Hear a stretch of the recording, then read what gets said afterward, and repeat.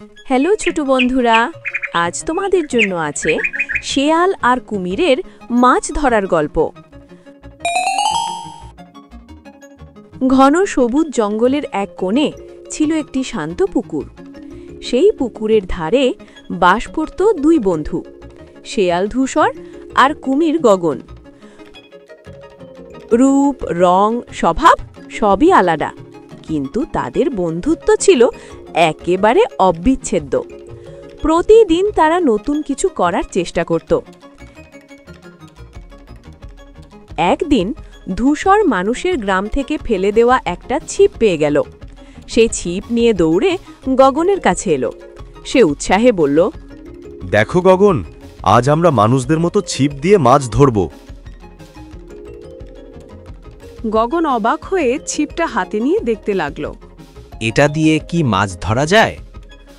ধূসর হেসে বলল, হ্যাঁ, টোপ দিলে মাছ নিজেই এসে কামড়াবে। দুজন মিলে একটা লম্বা বাঁশ কেটে গগনের জন্য আরেকটা ছিপ বানালো। সুতো বানাতে তারা লতা জড়ালো আর টোপ হিসেবে পেল পোকামাকড়। সব প্রস্তুত হয়ে গেলে তারা পুকুরের ধার ঘেঁষে আরাম করে বসে পড়ল। ধূসর তার ছিপ পুকুরে ফেলল। কিছুক্ষণ অপেক্ষা, হঠাৎ ছিপ টানতে লাগলো।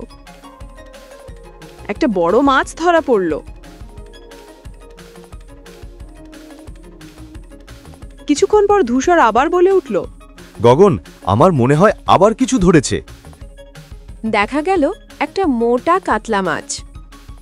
গগনও নিজের ছিপ ফেলে বসে থাকল। একটু পর তার ছিপেও টান পড়ল। সে সাবধানে টান দিতে দিতে তুলে আনলো একটা চ্যাপা মাছ।